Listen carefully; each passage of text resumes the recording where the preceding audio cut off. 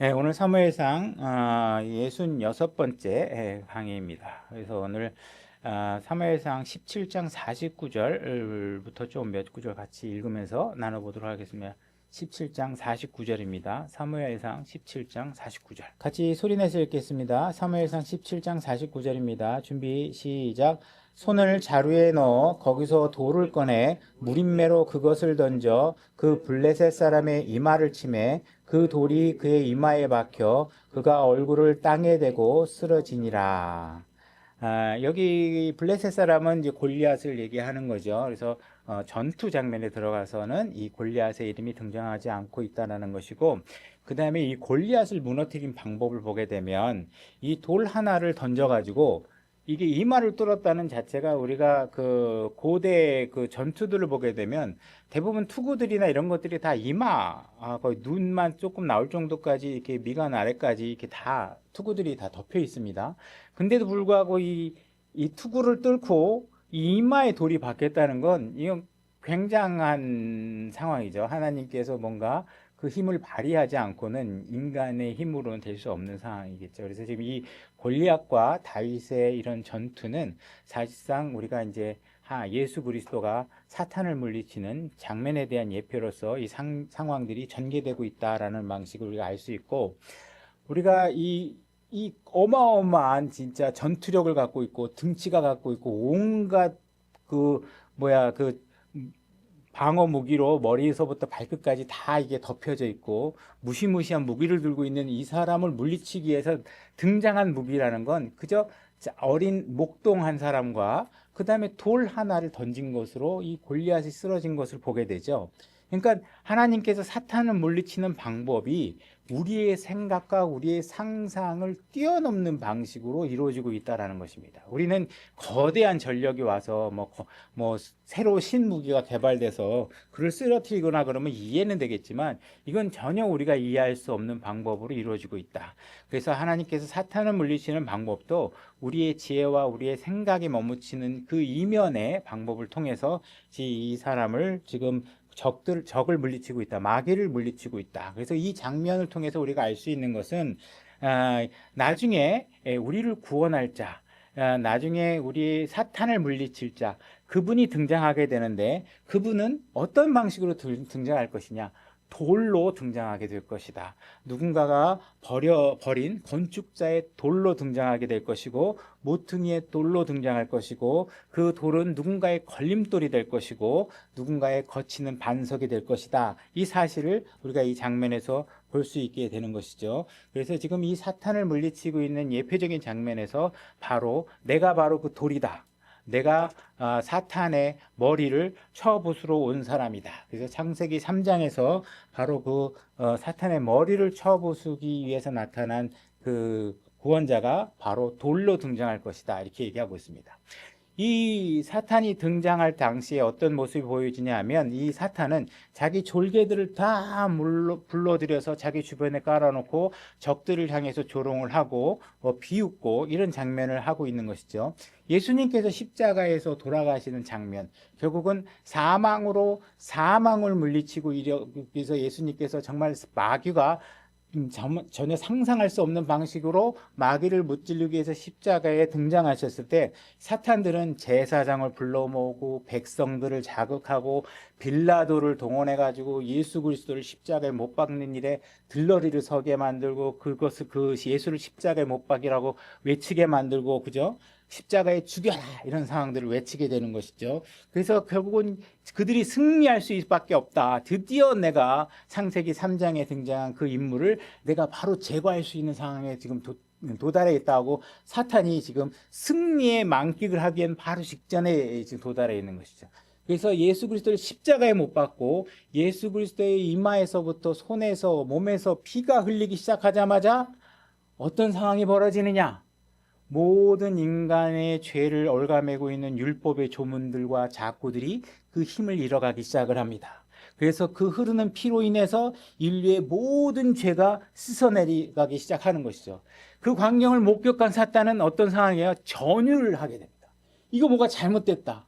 내가 죽음으로 예수 그리스도를 죽임으로 인해서 내가 승리했다고 얘기했는데 내가 사용한 그 죽음의 무기가 예수 그리스도를 통해서 반사되어 오면서 어떻게 해요? 내가 얼고 매고 있었던 모든 내 속박 아래 있는 사람들의 모든 죄들이 다 씻겨져 내려가는 상황이 되는 것이죠. 그래서 결국은 그가 그 전율 흐르면서 그 모든 상황들을 이제 멈추고 싶었지만, 다시 예수 그리스도를 십자가에서 끌어내리고 싶었지만, 이제 이 모든 상황들은 이미 다 끝나고 마귀는 멸망되도록 확정되는 순간이 벌어지게 된 것입니다.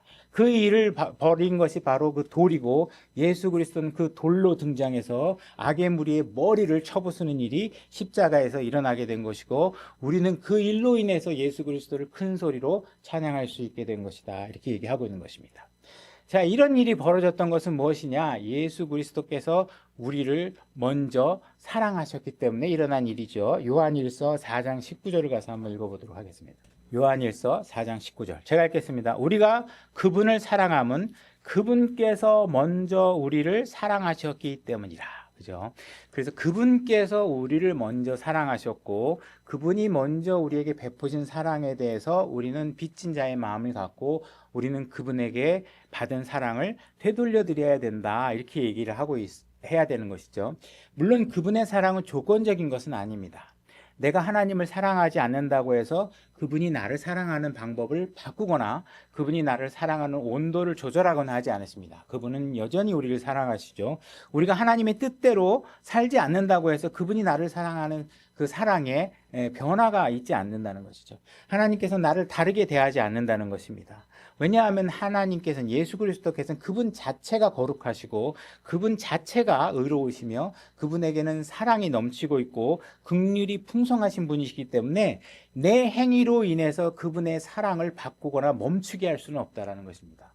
그래서 그분은 선하신 분이시고 우리를 동일하게 계속 사랑하시는 분인데, 만약에 우리가 그분의 선하심과 오래 참으심과 그 변함없는 사랑에 대해서 우리가 그걸 악용해서, 마치 내가 오늘 뭐 교회 안 나가도 하나님께서 나를 사랑하시는데 별로 차이가 없잖아, 내가 하나님의 말씀대로 살지 않는다고 해서 뭐 별다른 차이가 없잖아, 이렇게 여러분들을 나태하는 도구로 그 관계를 설정해서는 절대로 안 된다는 것이라는 것이죠.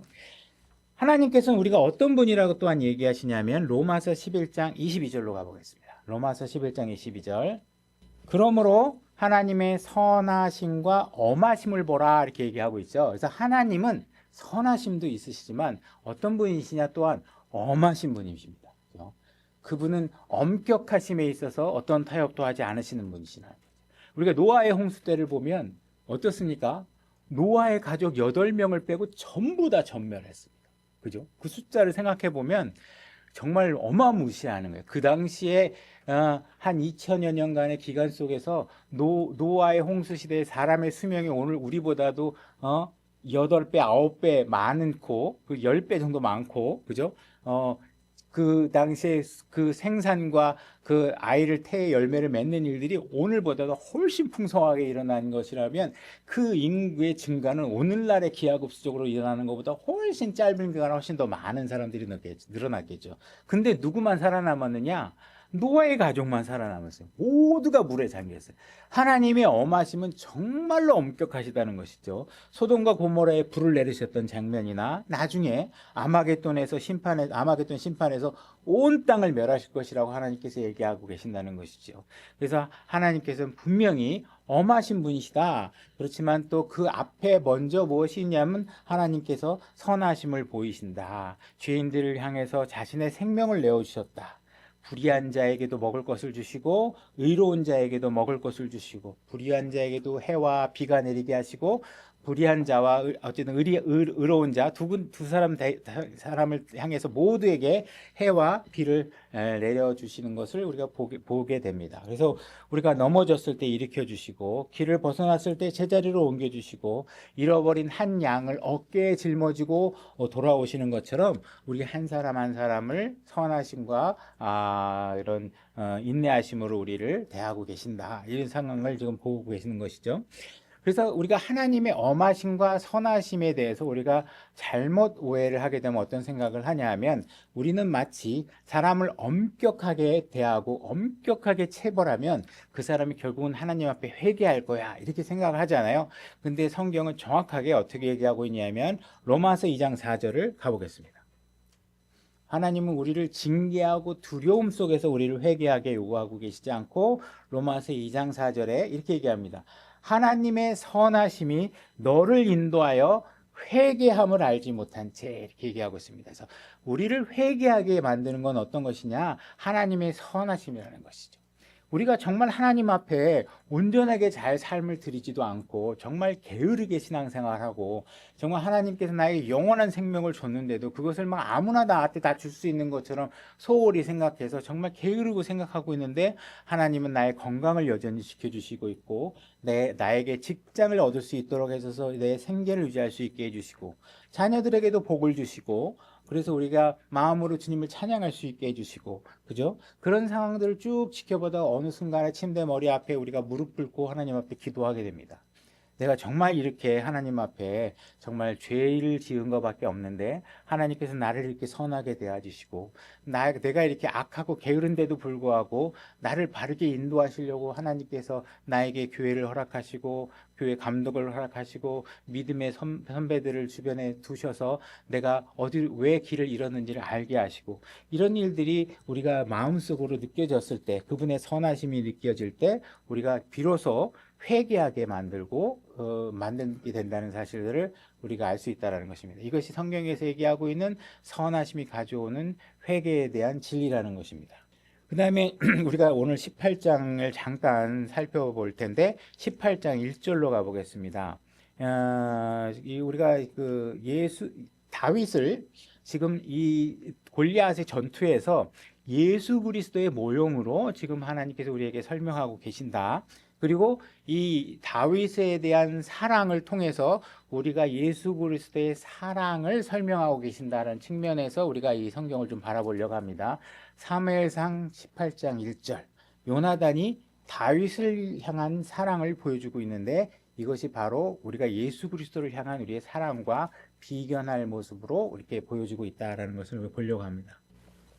사무엘상 18장 1절입니다. 다윗이 사울에게 말하기를 마침에 요나단의 혼이 사무엘상 18장 1절입니다. 요나단의 혼이 다윗의 혼과 굳게 결합되어 요나단이 그를 자기 혼같이 사랑하며 지금 요나단과 다윗의 혼이 굳게 결합됐다. 그리고 요나단이 다윗을 그죠? 자기 혼과 같이 사랑한다 이렇게 돼 있죠. 그날에 사울이 다윗을 데리고 가서 다시는 그가 그의 아버지 집으로 돌아가는 것을 허락하지 아니하리라. 그때 요나단이 다윗을 자기 혼같이 사랑하였으므로 그와 다윗이 언약을 맺었으며 둘이 혼이 연합함으로 인해서 생긴 게 뭐냐 하면 둘 사이에 언약이 생성되게 된다 이렇게 얘기를 하고 있습니다.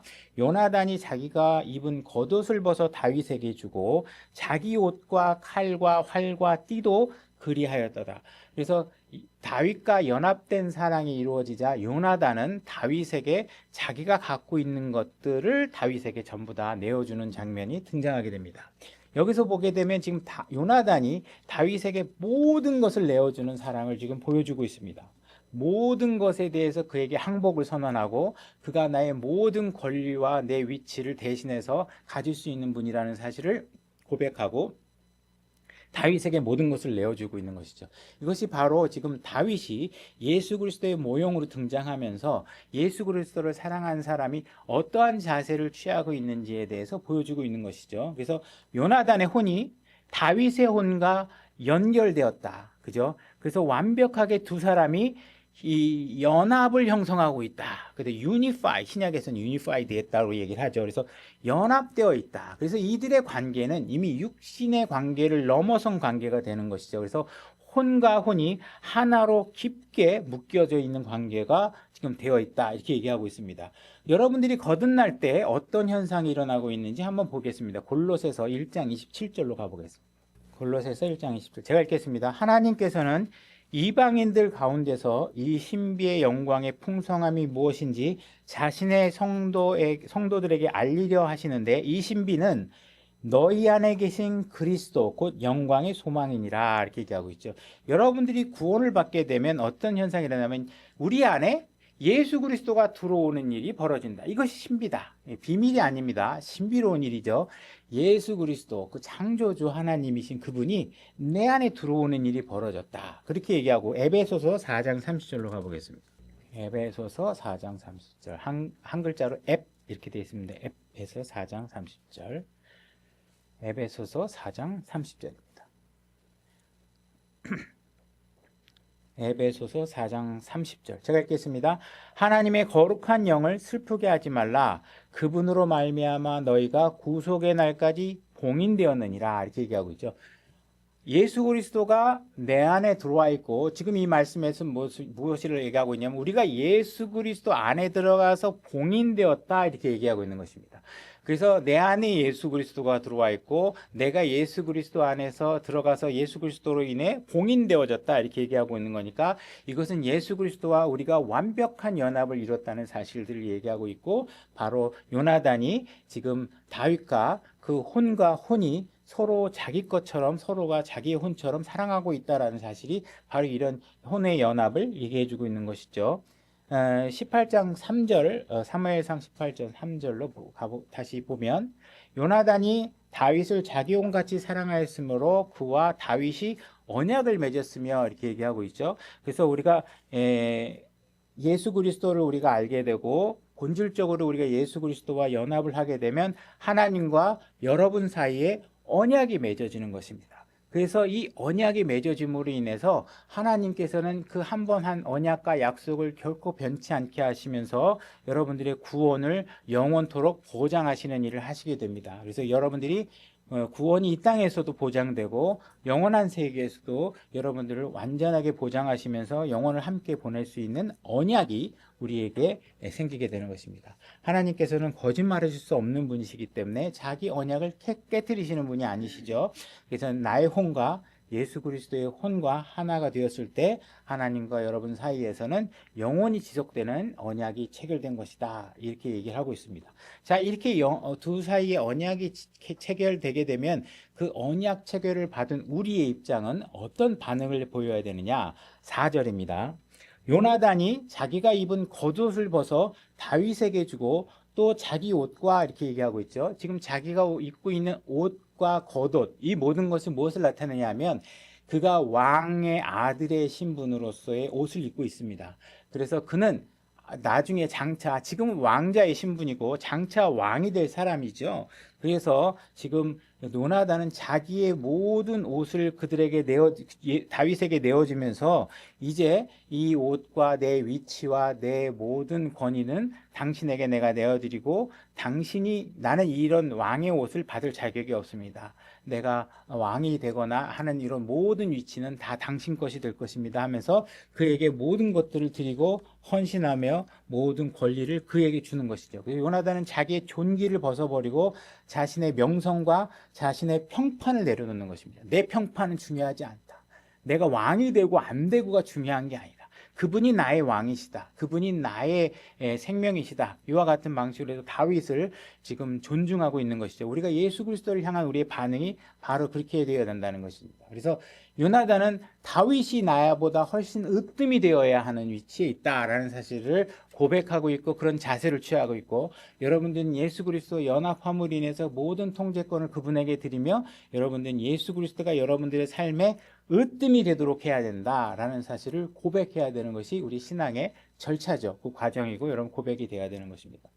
그 다음에 칼과 활을 다윗에게 주었다 이렇게 얘기하고 있습니다. 내가 싸워야 할 싸움, 내가 막아야 할 공격들, 이런 모든 것들, 내가 나의 전투력에 필요한 힘과 내가 필요한 방패, 적들로부터 공격을 막아야 되는 이 방패, 모든 것이 이제 다윗의 손에 맡겨진 것입니다. 그래서 그분께서는 이제 나의 싸움을 대신하시게 되고 내가 그분 안에 있게 되면 그분이 나의 방패가 되는 것이죠. 그래서 그분이 나의 요새가 되는 거고 그분이 나의 견고한 망대가 되는 거고 환난의 날에 내가 피할 피난처가 되어주시는 분이 바로 예수 그리스도시다. 지금 요나단은 다윗에게 바로 그런 지위를 지금 위임하며 그의 자세를 취하고 있는 것입니다. 그래서 위험의 날에 내 보증이 되어주시고 보복이 필요한 날에 공의를 이루시는 분이다. 그래서 내가 지금 억울하고 내가 지금 저 친구를 지금 내가 한 대 때려주고 싶지만 그런 일을 내가 하는 게 아니라 어떻게 하는 거예요? 여러분들은 참고 그분에게 맡기면 그분께서 의로운 판단으로 상대방에게 복수도 하시고 나중에 하실 거라는 것이죠. 그러니까 여러분들이 사적 복수를 할 필요가 없이 그분께서 하시게 될 것이다. 그분은 공의롭게 판단할 것이다. 절대로 여러분들이 억울한 일들로 그대로 남아서 속에 감춰도 참아 억울해도 참아 이게 아니라 나중에 가면 그 모든 계산을 정확하게 하나님께 해주실 거라는 것입니다. 그래서 우리의 모든 마귀의 계략들로부터 나를 지켜주는 일을 주님께 맡기고 지금 요나단은 다윗에게 그 모든 것을 맡기고 있는 것입니다. 자기의 띠도 그에게 주었더라 이렇게 얘기합니다. 중동 그 당시에 사막에서 사는 사람들은 이게 피부를 많이 덮기 위해서 옷을 여러 겹을 이렇게 입게 됩니다. 그 피부를 검은 것으로부터 태우는 것으로부터 보호하기 위해서죠.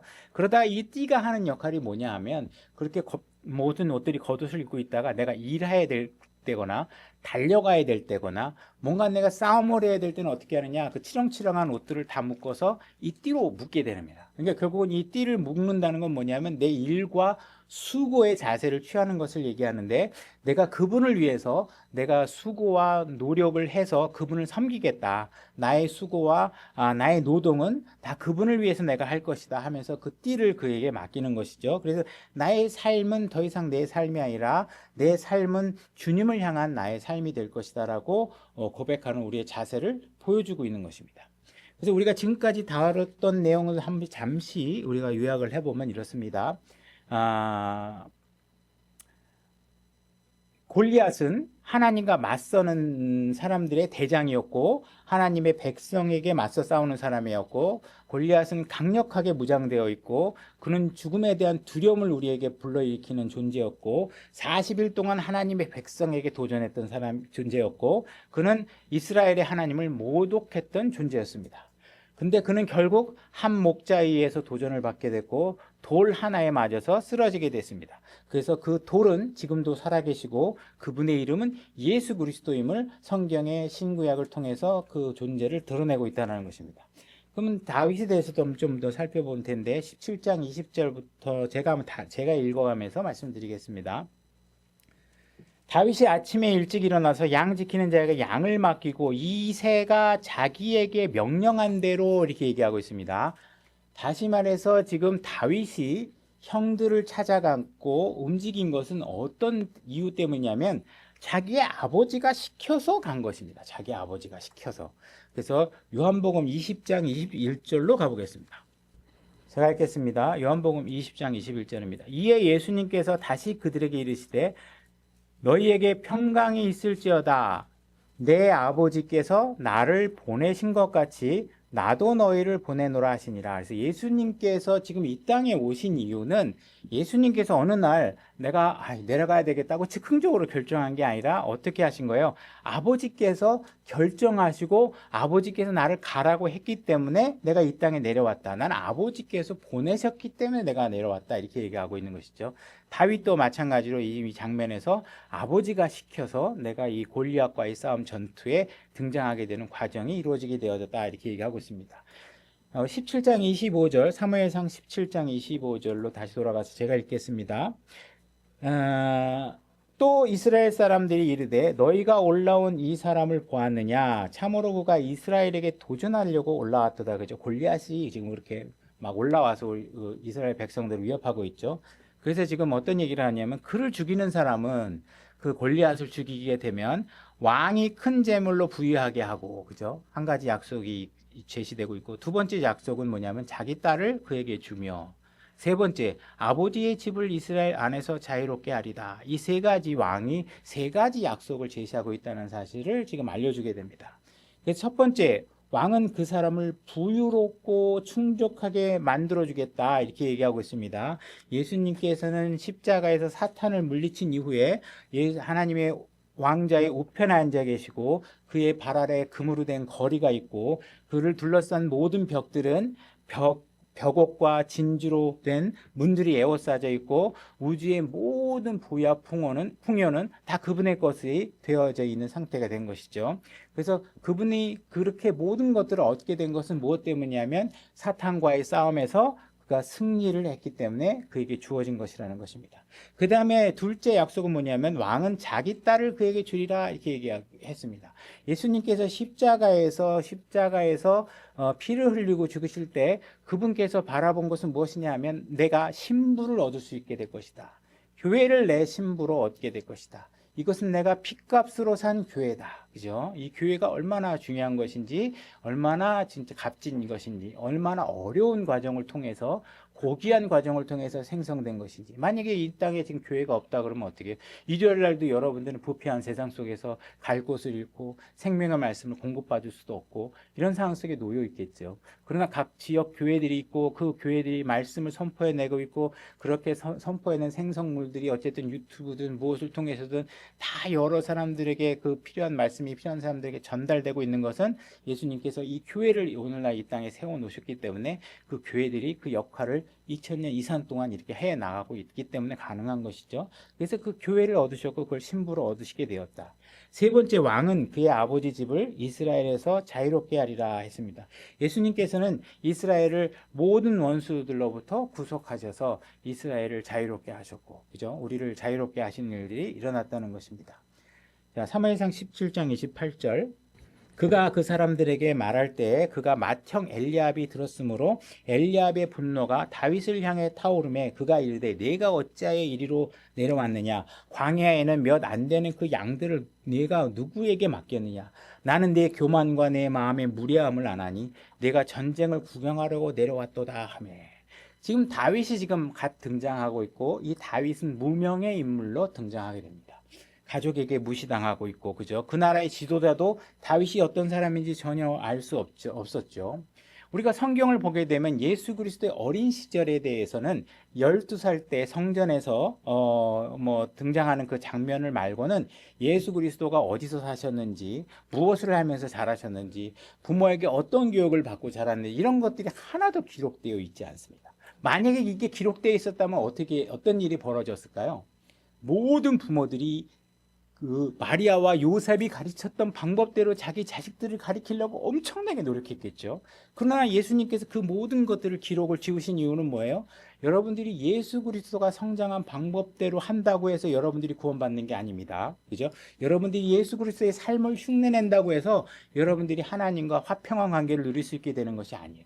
여러분들이 구원받을 수 있는 것은 무엇 때문에 받느냐? 그분의 죽으심과 묻히심과 부활하심을 믿을 때만이 여러분들의 죄의 문제가 해결된다는 것이죠. 그 초점을 명확하게 하기 위해서 불필요한 내용들을 다 삭제하신 것이죠. 그래서 그런 것들이 전혀 등장하고 있지 않다. 그래서 그분은 전혀 그런 어떤 유명세를 타고 성장해서 어린아이 때부터 신동이라고 알려지고 하면서 뭐 성장 과정이 막 그냥 어마어마하게 그려지는 인물로 등장하지 않습니다. 그렇게 12살 때 잠시 등장했다가 나중에 그런 모든 것들에서 이제 성장이 돼서 이제 침례를 받고 그의 삶이 시작될 때 그의 백성들은 그를 받아들이지 않았습니다. 그가 어디서 왔는지 뭐 하는 사람인지 하나님의 아들이라고 해도 그걸 받아들이지 않았던 것이죠. 그가 모습을 드러냈을 때 누구인지 전혀 알 수 없었어요. 요한복음 1장 11절로 가보겠습니다. 요한복음 1장 11절 그분께서 자기 백성에게 오심에 그분의 백성이 그분을 받아들이지 아니하였으나 이렇게 되어 있습니다. 그분의 백성들조차도 그분을 받아들이지 않았어요. 그분을 맨날 기다리고 있었는데 그들이 기다렸던 그 메시아가 왔는데 알아보지 못하는 것이죠. 마태복음 11장 21절은 제가 그냥 읽겠습니다. 해방학에서 고라시나 내가 화가 있을지어다 벳세다야 내게 화가 있을지어다 너희 안에서 행한 능력 있는 일들을 만약에 예수님께서 두로와 시돈 이방 땅에 가서 내가 이렇게 이런 기적들을 베푸고 했었으면 그들이 벌써 회개하고 난리쳤을 텐데 너희들은 도대체 그런 걸 하지 않는구나 이렇게 얘기합니다. 엘리사 시대 때 보면 수많은 나병 환자가 이스라엘에 있었지만 하나님께서 그 나병의 문제를 오히려 이방인 나만 장군에게만 그 나병을 고치는 일들을 일으키시게 됩니다. 엘리야 같은 경우에는 수많은 죽어가는 어린아이들이 이스라엘 땅에 있었지만 엘리야를 한 이방 과부에게 보내서 그 아이를 고치는 장면들이 나타납니다. 왜 하나님께서는 이렇게 이방 쪽에다 오히려 그런 놀라운 기적들을 보여주느냐? 왜 그 선지자를 그런 곳에 보냈느냐? 그 이유는 명확하죠. 자기의 백성이 자기가 하나님께서 보낸 선지자를 맨날 때려 죽이고 거부하고 쫓아내고 안 듣는 거예요. 그러니까 하나님께서 어떻게 해요? 그걸 핍박하고 하니까 내가 너희들에게 아니라 다른 사람한테 그렇게 했으면 분명히 다 회개하고 구원받아서 너희들이 도대체 완악해서 이걸 안 받아들이고 있구나 이렇게 얘기하고 있는 것이죠. 다윗이 지금 구원자로서 이 땅에 지금 등장하고 있는데 지금 그의 형제들은 그를 거절하고 있는 것이고 받아들이지 않고 있다. 이 사실이 지금 보여지고 있는 것입니다. 17장 17절 가보겠습니다. 사무엘상 17장 17절 제가 읽겠습니다. 이새가 자기 아들 다윗에게 이르되 이제 내 형들을 위하여 이 볶은 곡식 1에바와 이 빵 10개를 가지고 진영으로 달려가서 내 형들에게 주고 이 치즈 10덩어리를 가져가 이렇게 얘기하고 있습니다. 지금 다윗이 골리앗을 쓰러뜨리기 전에 다윗이 먼저 행하게 된 일은 뭐냐면 아버지께서 뭐라고 얘기했냐면 먼저 내 형제들을 먹여라 이렇게 얘기를 하고 있습니다. 그래서 예수님께서도 이 땅에 오셔서 십자가로 가시기 전에 자신의 백성들에게 먹이는 장면을 우리에게 보여주고 계십니다. 그래서 한 번은 여자와 아이들을 제외하고 5천 명의 남자들에게 먹이는 일이 벌어지고 있고, 그래서 오병이어 사건들이 있죠. 또 한 번은 4천 명을 또 먹이시고 있고, 그래서 마태복음 14장과 15장의 사건들이 일어나고 있는 것을 보게 됩니다. 그래서 다윗은 지금 골리앗과 싸우기 전에 자기 형제들을 먼저 먹이는 일을 해 보여주고 있다. 그 다음에 다윗은 자기의 승리를 미리 선포했습니다. 17장 37절로 가보겠습니다. 사무엘상 17장 37절 제가 읽겠습니다. 다윗이 또 이르되 나를 사자의 발톱과 곰의 발톱에서 건져내신 주 그분께서 나를 블레셋 사람의 손에서 건져내시리라 하고 이미 이 승리의 싸움에 대한 결과를 선포하고 전쟁을 시작하게 되죠. 그래서 예수님께서도 마찬가지였습니다. 내가 예루살렘에 올라갈 것이다. 나는 배반당할 것이다. 나는 십자가에 못 박힐 것이다. 그러나 나는 사흘 뒤에 다시 일어날 것이다. 나는 반드시 살아날 것이다. 이 모든 것들을 십자가로 가기 전에 제자들과 모든 필요한 사람들에게 다 알려줬죠.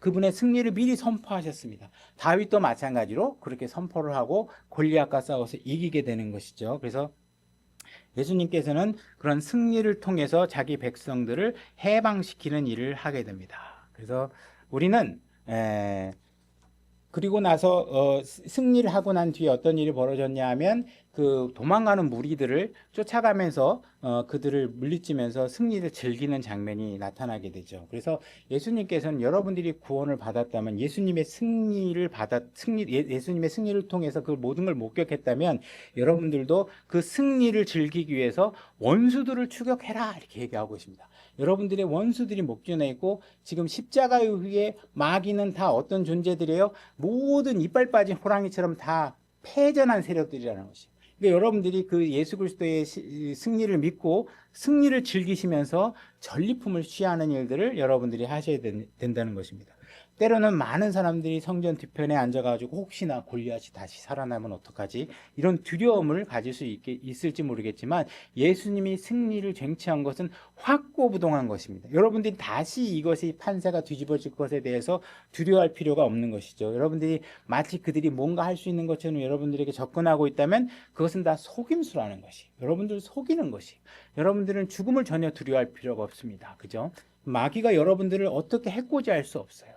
그림자는 여러분들을 해할 수 없습니다. 그래서 여러분들은 그런 그림자의 영역에 그죠? 두려움을 갖거나 피하실 필요가 없다라는 것입니다. 여러분들은 손에 칼을 쥐고 애그론 경계까지 그들을 쫓아서 그들을 물리치는 모든 일에 즐거움을 누리시면 되는 것입니다.